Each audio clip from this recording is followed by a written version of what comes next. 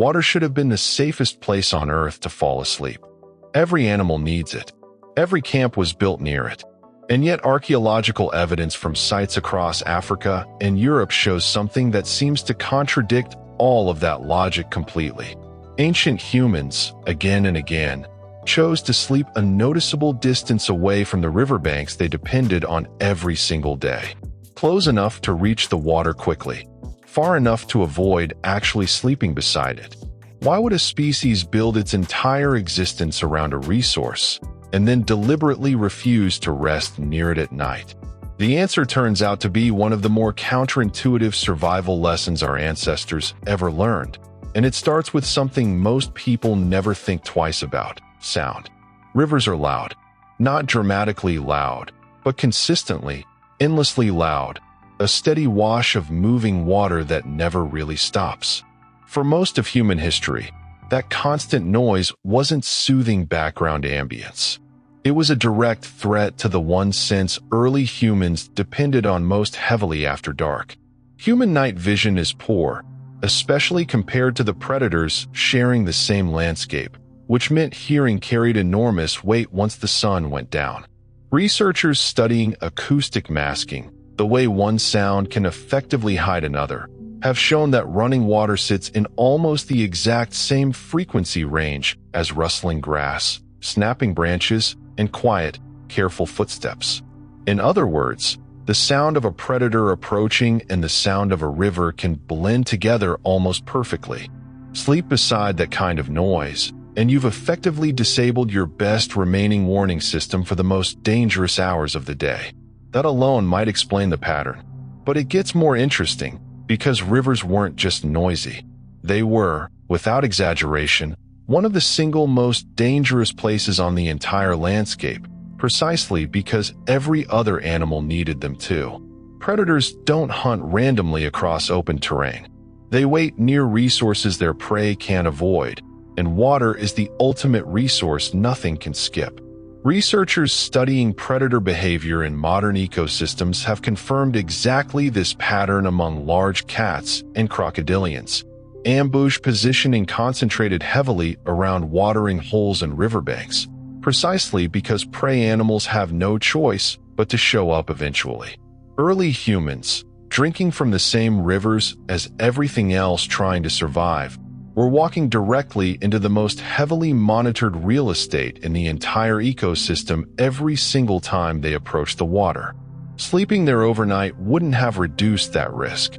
It would have parked them inside it for 8 uninterrupted hours. And then there's a threat that left no bite marks, no growl of warning, nothing dramatic at all: the water itself. Rivers rise without much notice, especially anywhere with seasonal rain or distant mountain snowmelt feeding the system from far upstream. A calm, shallow bank at dusk can become a raging, chest-deep current by early morning, with no local storm to explain why. Geological evidence of ancient flash flooding appears repeatedly across river valley excavation sites, and the danger wasn't isolated to rare, catastrophic events either. Even moderate overnight rises could sweep away anything sleeping too close to the water's edge, silently, without a single warning sound loud enough to cut through the noise of the river itself. There's a slower, quieter danger too, one that wouldn't kill in a single terrifying night, but worked over months and years instead.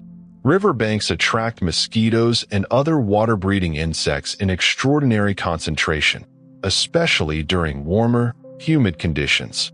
Modern research into insect-borne illness has repeatedly shown that proximity to standing or slow-moving water dramatically increases exposure to disease-carrying insects. And while ancient humans had no concept of pathogens or parasites, the practical pattern would have been impossible to miss over enough generations. Camps closer to water meant more sickness.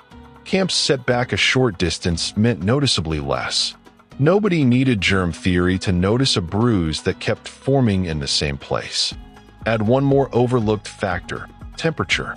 Rivers cool the surrounding air significantly overnight, especially compared to open, dry ground slightly further away.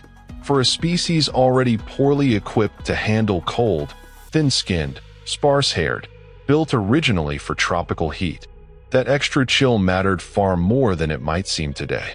Sleeping even a modest distance from moving water could mean a noticeably warmer, more survivable night, particularly during colder seasons when hypothermia posed a genuine, silent risk long before dawn.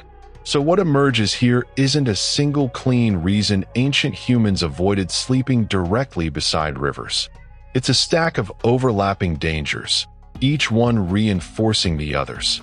Noise masking the one warning system available after dark. Predators concentrating exactly where prey couldn't avoid showing up. Water rising without warning while everyone slept. Disease quietly accumulating over repeated exposure. Cold settling deeper into camps set too close to the current. No single factor alone might have taught this lesson permanently. Together, repeated across thousands of generations, they built something closer to instinct than conscious calculation. This is where the story becomes almost elegant. Early humans didn't abandon rivers. They couldn't have survived without them.